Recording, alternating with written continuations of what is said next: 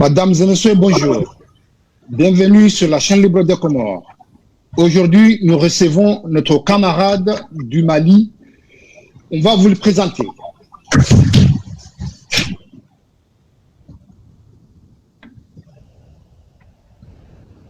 Mesdames et messieurs, bienvenue sur la chaîne libre des Comores dans cette émission spéciale sur le droit de l'homme. Aujourd'hui, nous recevons dans notre plateau M. Boubacar Jim, membre actif des milieux associatifs. Il est le coordinateur de l'ONG Mouvement pour la sauvegarde des droits de l'homme au Mali, créé en 2019. L'objectif de cette ONG est de réduire les violations des droits humains et restaurer la dignité humaine dans la paix et la concorde au Mali. Nous allons parler de l'esclavage, du racisme et des droits de l'homme.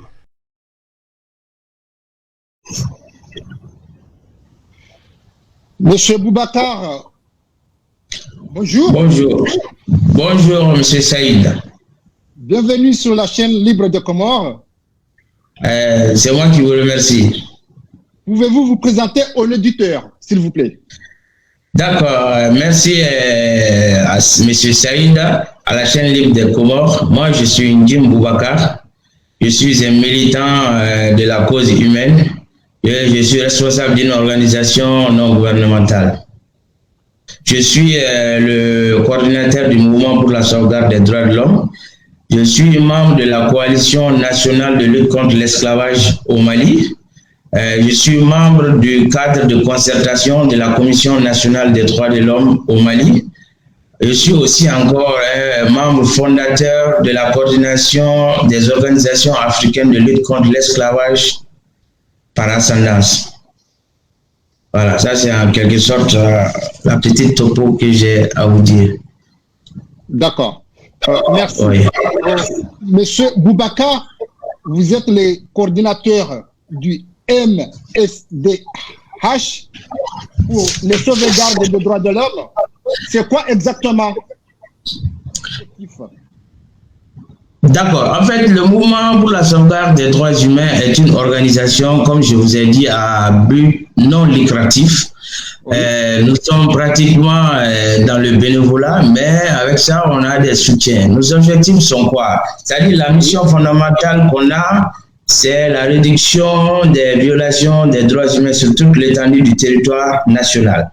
Bon, on contribue aussi à la promotion et le respect des droits humains. Nous examinons aussi toutes les situations d'atteinte aux droits de l'homme constatées ou portées à notre connaissance.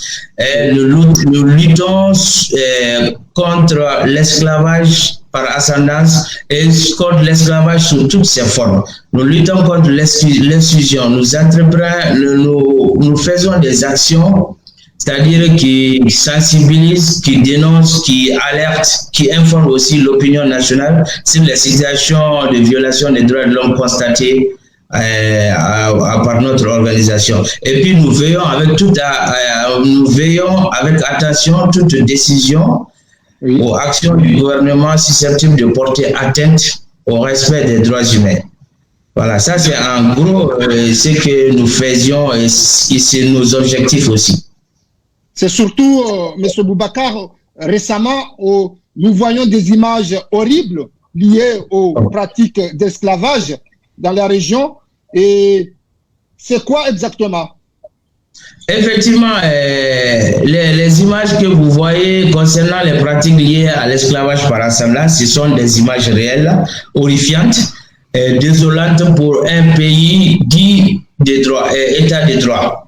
Effectivement, ces images, ça fait pratiquement 4 ans que le peuple malien, en l'occurrence la région de Caille, est frappé de plein fouet par ces pratiques qui n'honorent pas notre État-nation. Effectivement, c'est une réalité, les images là sont une réalité, c'est des pratiques liées à l'esclavage par ascendance dont les séquelles sont visibles sur tous les médias. Et quels sont vos moyens, monsieur Jim? Pardon? Quels sont vos moyens pour lutter? Bon, en fait, les moyens pour lutter contre l'esclavage, c'est quoi? C'est d'abord la sensibilisation. Bon, ensuite, quand on sensibilise les gens, on communique sur le sujet.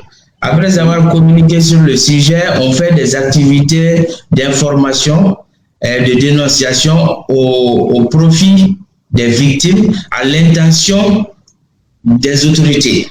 Donc pour nous, il n'y a aucun moyen de lutter efficacement contre ce fléau que par la communication et la dénonciation.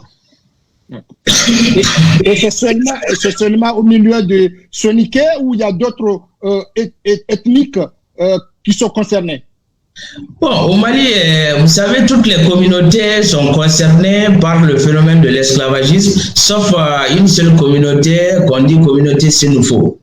Sinon, parmi toutes les autres communautés, il y a des hommes de caste, les gens qui se disent non, il y a des parmi la communauté Peul, Bambara, les communautés Malinké. Donc, toutes ces communautés, sauf la communauté Soninké, toutes les communautés maliennes sont concernées par ce phénomène lié à l'esclavage.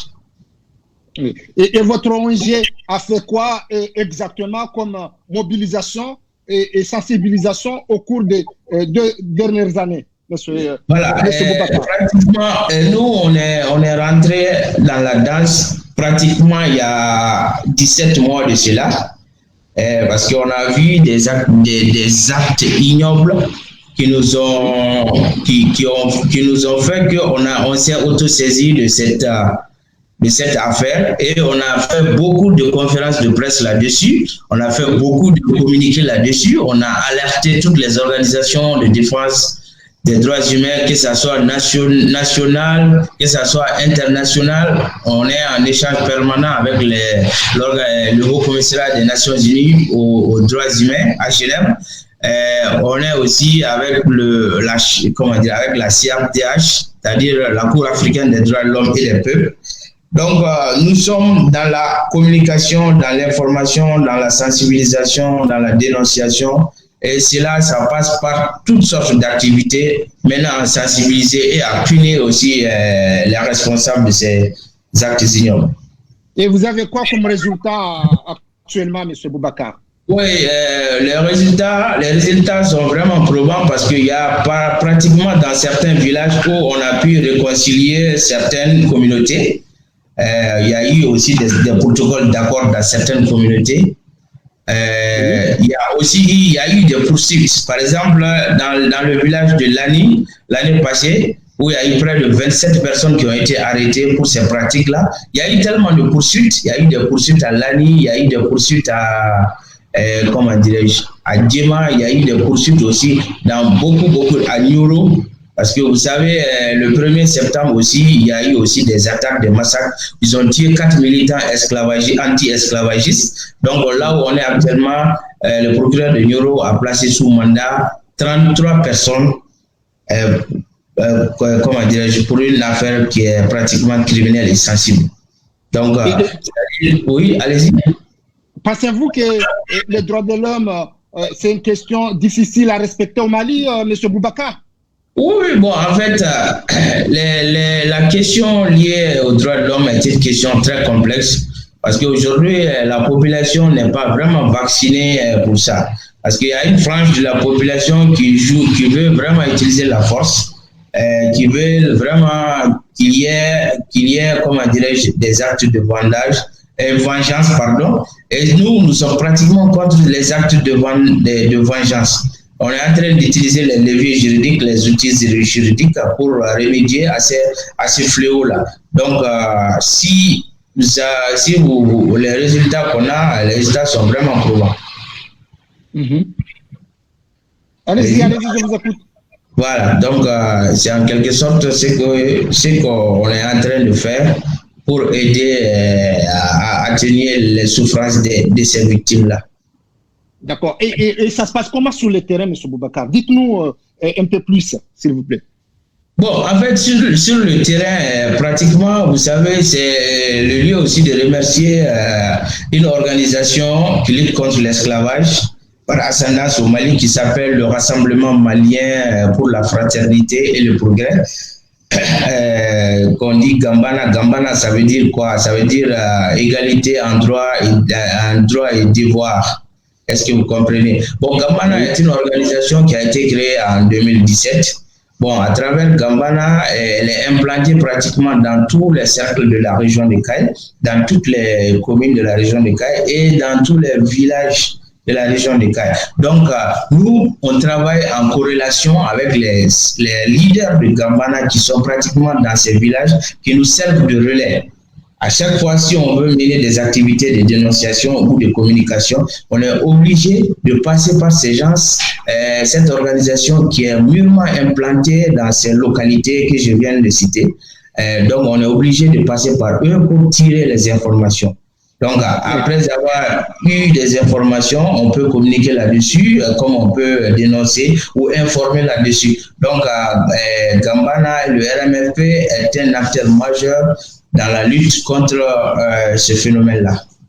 Et surtout, vous avez beaucoup de témoignages dans cette région de Caille. Ils disent quoi les victimes? Oui, non, en fait, effectivement, il y a plusieurs témoignages. Hein. Vous savez, les victimes, là aujourd'hui, ils ont soif de justice. Ils ont peur de vivre chez eux. Parce que vous n'êtes pas sans savoir, il y a à peu près 3 jours, nous avons recensé près de 82 personnes qui se sont déplacées à près de 200 km du centre de Caille, qui se sont déplacés parce qu'ils les ont interdits de puiser l'eau du village, ils les ont interdits de circuler dans les villages parce qu'ils ont refusé purement et simplement de se soumettre au statut de l'esclavage. Donc, ces victimes aujourd'hui, ils sont des milliers. Vous savez, ce phénomène a engendré des milliers et des milliers de déplacés uniquement en interne dans la seule région de Caille. Vous savez, à Bamako, il y a au moins actuellement, il y a près de 200 déplacés. Il y a à Kita des déplacés. Il y a partout dans la région de Caille des déplacés qui ont fui leurs vergers, qui ont fui leurs champs, qui ne cultivent pas pendant 3 ans, qui ne mangent pas à leur faim et qui sont pris en compte que par leurs parents. Et l'État ne fait absolument rien pour les indemniser et pour les aider à retourner dans leur village. Et vous voyez que c'est vraiment compliqué, ce sentiment d'injustice qui est en train de se former. Donc, tant que l'injustice sociale, elle est là, elle s'accroît, on ne peut pas éviter le pire. Hein. Mais monsieur Boubacar, vous savez très bien que ça existe, depuis le temps que ça existe, l'esclavage. Mais j'ai le sentiment que vous voulez régler tout de suite tout. Et est-ce que vous comprenez ma question, M. Boubacar? Non, en fait, je comprends parfaitement votre question. En fait, nous, on ne peut pas régler tout en même temps, au même moment. Mais je peux vous dire que l'organisation dont je viens de citer le nom, le RMFP, est une organisation très bien structurée, que ce soit dans la région de Caille, que ce soit dans le district de Bamako, que ce soit pratiquement au sein de la diaspora. Et ils sont dans la lutte, ça fait pratiquement 4 ans, et ils n'ont pas eu, je peux dire, ils n'ont pas eu gain de cause. Est-ce que vous voyez, à chaque fois, si on pense que le problème est en train de s'atténuer, c'est à ce moment que les gens ont commencé à sévir. Et donc, c'est normal que nous, on utilise. Nous, on n'a pas d'autres armes que les armes juridiques et les armes de communication. Est-ce que vous comprenez? Oui. On sait qu'une lutte ne peut pas se gagner au même moment. Donc, nous, on est sûr et certain, avec les campagnes de communication que nous sommes en train de faire, nous allons gagner cette bataille. D'accord? En utilisant les voies légales. Oui. Et vous, M. Boubacar, votre sentiment personnel, vous voyez qu'il y a un changement ou il n'y a pas de changement, il n'y a pas d'évolution?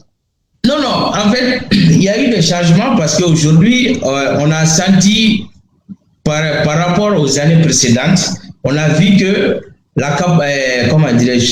le temps de réaction des autorités judiciaires a pratiquement varié. Le temps de réaction de la sécurité a changé.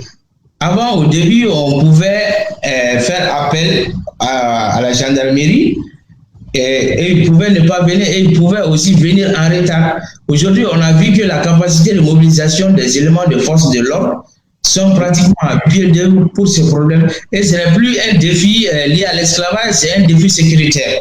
Parce que les gens, aujourd'hui, il faut qu'on sache tant qu'on ne vient pas en aide à ces opprimés, à ces victimes, et ça peut être un nid de terroristes, parce que les terroristes, les djihadistes, comment dirais-je, c'est les frustrés.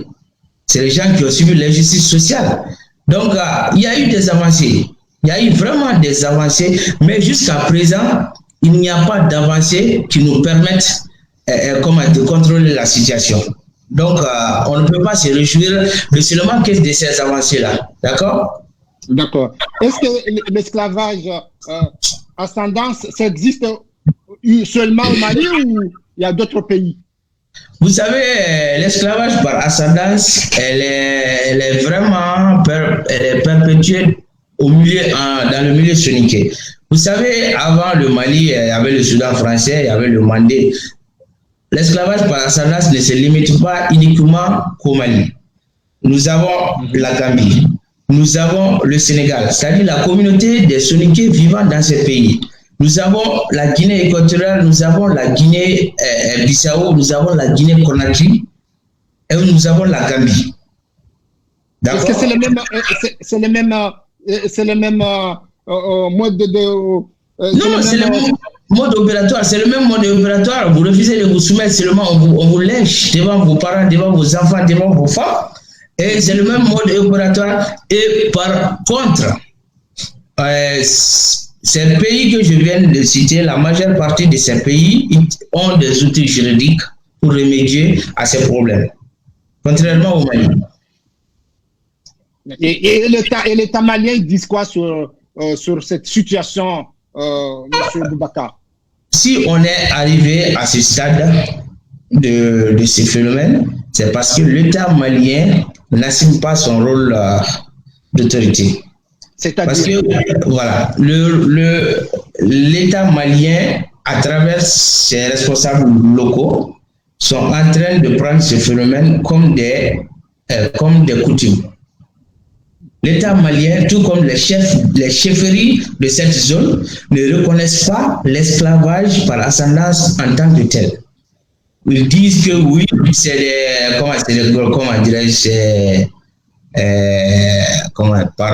c'est-à-dire c'est des coutumes, des us et coutumes d'un village, et donc les coutumes appartiennent au village et c'est les chefs de village qui sont censés entretenir ces coutumes. Alors que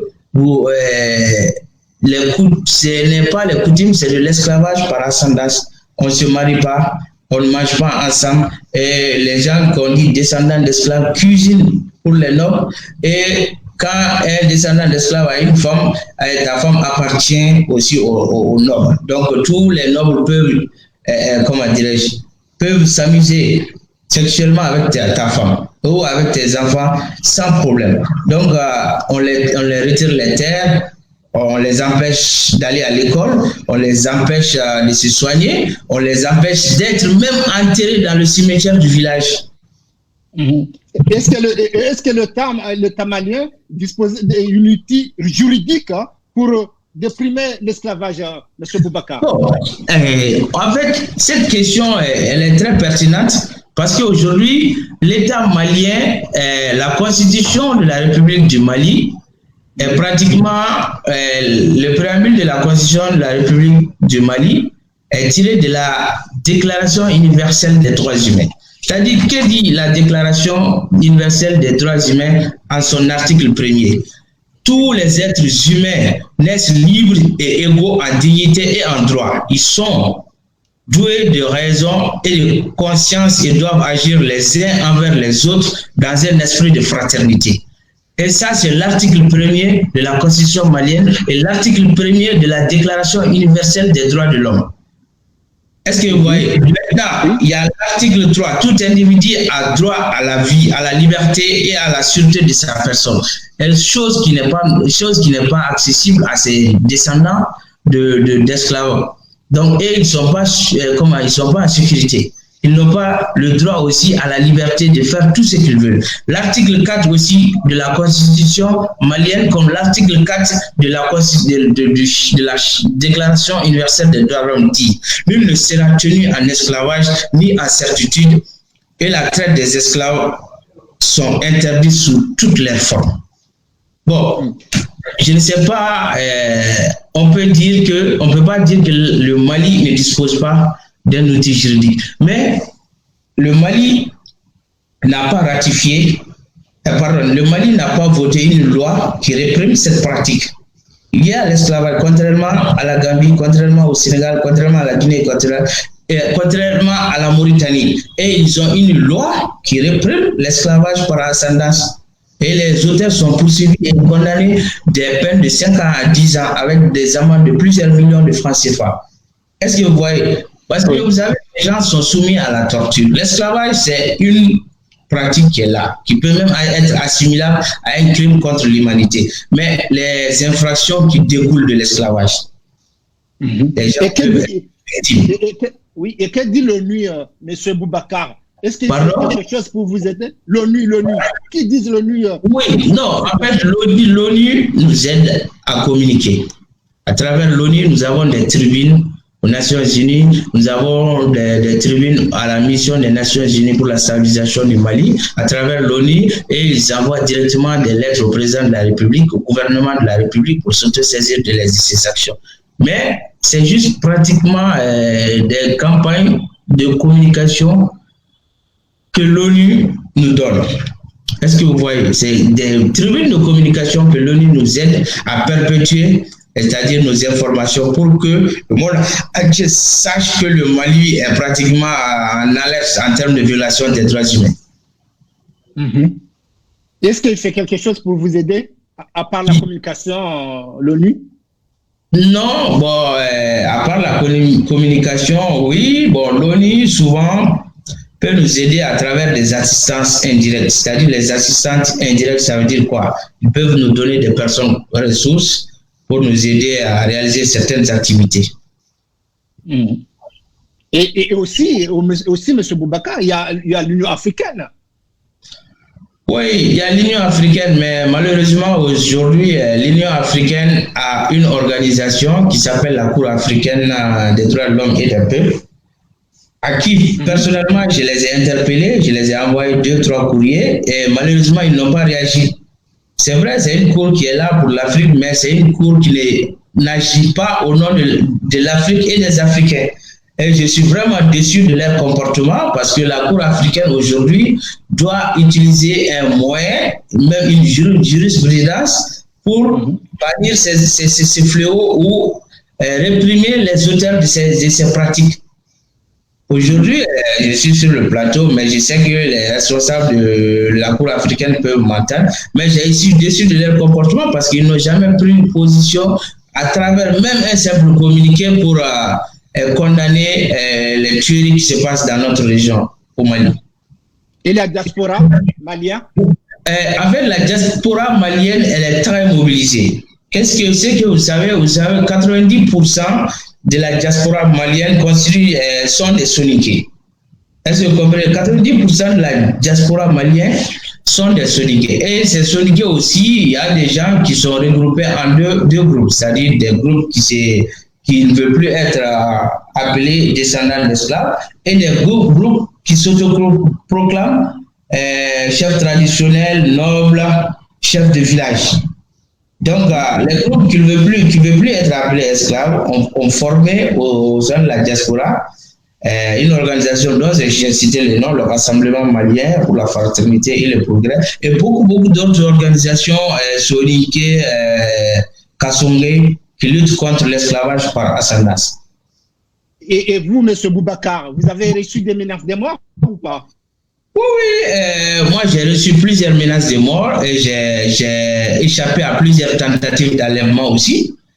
J'ai échappé aussi à plusieurs tentatives à mon intégrité, comment ils ont voulu atteindre à mon intégrité physique, mais heureusement que j'ai pu à chaque fois m'en sortir.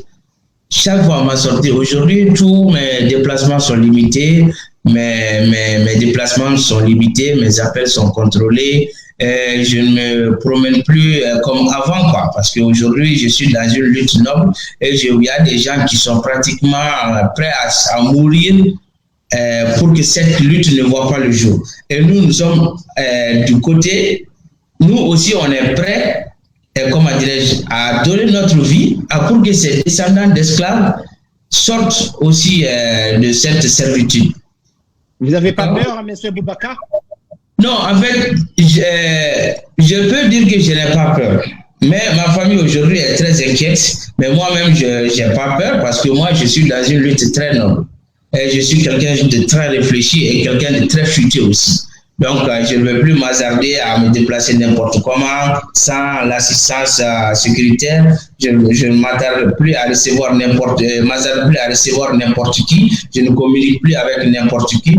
Et donc, vous savez, c'est les choses qui arrivent quand on est dans une lutte là. Il faut vraiment prendre les dispositions nécessaires pour que cette lutte voie le jour. Et selon vous, M. Boubacar, comment on pourrait sortir de cette situation, M. Boubacar? Bon, en fait, on ne peut pas sortir de cette situation tant que les autorités locales, les autorités judiciaires, les magistrats dans les cercles, dans la région ne prennent pas des dispositions juridiques pour condamner et poursuivre les auteurs de ces atrocités. Est-ce que vous comprenez? On ne peut pas sortir de ce problème tant que les infractions qui découlent de ces pratiques, c'est-à-dire les coups et blessures volontaires, les assassinats, les discriminations de tout genre, tant qu'on ne les punit pas avec la rigueur qu'il faut, sachez que chaque fois ces actions vont être répétées et les gens n'ont plus peur. Parce qu'aujourd'hui, il faut savoir aussi la corruption est en train de gangréner une partie de l'autorité, que ce soit l'autorité politique, que ce soit l'autorité judiciaire. C'est pour cela, chaque fois, ils ont du mal à être transparents et indépendants quand il s'agit de trancher les problèmes liés à ces pratiques. Oui, allez-y. Voilà, donc, oui, vous pouvez poser vos questions. Oui, je voulais dire, et le média malien, il vous donne la parole ou... Oui, honnêtement, depuis l'année passée, on voit que la chaîne nationale est en train de consacrer chaque fois des informations sur les pratiques esclavagistes.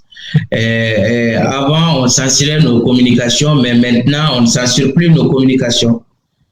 On voit que ça, c'est une avancée parce qu'il y avait un régime qui était vraiment contre ces informations-là. Et chaque fois, si on donnait des informations, on nous censurait.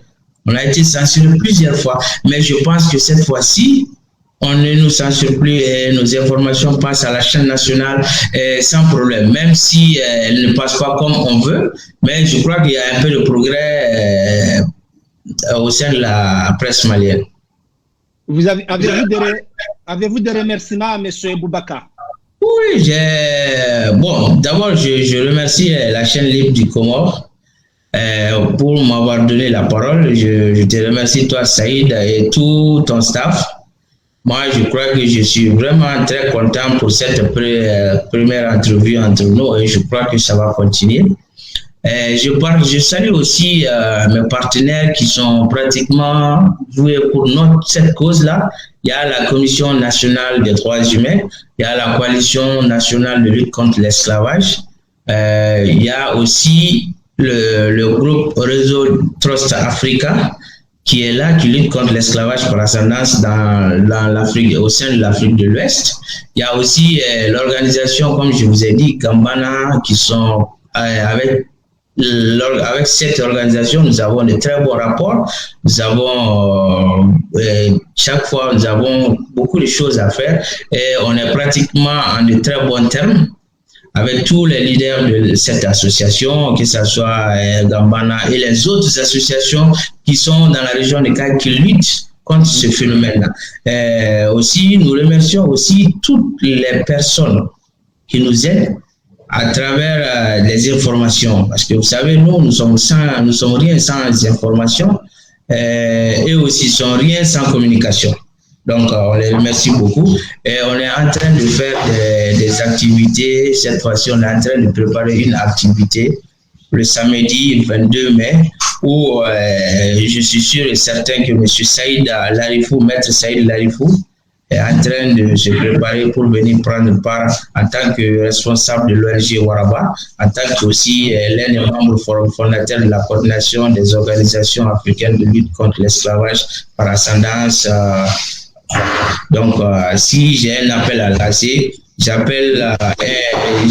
lance un appel à toutes les organisations qui luttent contre cette pratique et qui luttent aussi contre les violations des droits humains, que ce soit au sein de la diaspora, que ce soit au Mali, de venir se joindre à nous pour l'organisation de cette conférence en l'honneur de ces victimes.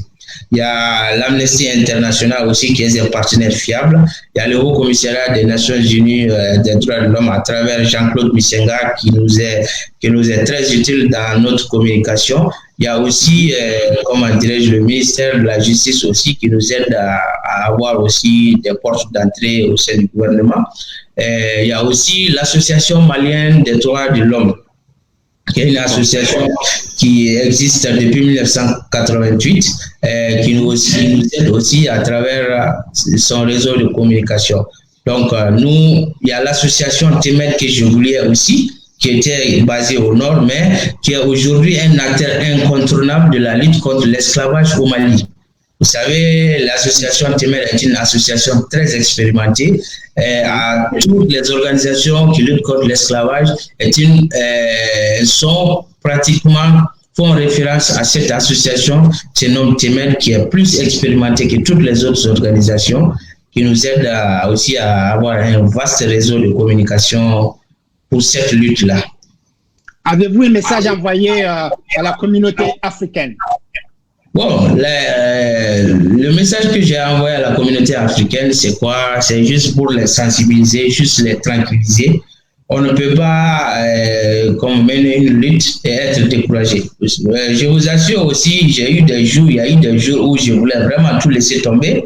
Après, il y a toujours des gens de bonne foi, de bonne éducation qui m'appellent pour m'encourager de temps en temps, tous les jours, que ce soit techniquement, que ce soit, de façon,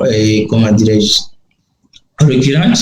Donc, c'est les gens qui sont là, qui ne manquent pas d'éducation. Parce qu'il faut savoir aussi, parmi tous les gens qui luttent dans les organisations, d'autres le font pas de bonne foi. Et ça, je condamne cette attitude-là. Et j'aimerais que tous les gens qui se sentent opprimés et qui ont été taxés de descendants d'esclaves, de se mettre à l'aise. Inch'Allah, tant qu'il y a la vie, il y a l'espoir. Et nous, on ne va jamais laisser tomber pour quoi que ce soit. On est incorruptible. Si on devait changer de camp, ça allait trouver qu'on a déjà changé de camp. Donc, moi, je les encourage et de continuer vraiment à nous aider, à nous fournir des informations quand il s'agit d'atteinte à leur dignité humaine et de rester calme, de rester patient. Inch'Allah, on va faire plier le gouvernement pour voter une loi. D'accord. Et c'est quand la prochaine mobilisation, M. Boubacar? La prochaine mobilisation, c'est le samedi 22 mai à Bamako, à la Maison des Aînés de Bamako. Il y aura plus de 300 participants. Il y aura aussi beaucoup de cadres, il y aura des organisations de la presse, les organisations de la jeunesse, il y aura les organisations des femmes, les organisations qui luttent contre l'esclavage, les organisations qui défendent les droits humains au Mali, les consulats, les ambassades, les chancelleries et 4 ministères, que ce soit la réconciliation, la justice, la sécurité et l'administration du territoire. Donc, nous lançons un message à toutes les communautés, qu'elles soient soninké, qu'elles soient malinké, qu'elles soient Peul, qu'elles soient Bambara, qu'elles soient Sénoufo, de venir nous aider dans cette lutte qui est vraiment noble pour la dignité humaine et qu'on restaure la dignité des gens qui ont été bafoués dans la région du Caille. Et mot de la fin, M. Boubacar? Je vous remercie. Merci, M. Boubacar Jim. Merci, depuis le Mali. On vous remercie tous ceux qui ont suivi la chaîne libre de Comores. Prochaine émission dans un mois. Merci, à bientôt. Au revoir. Merci. OK.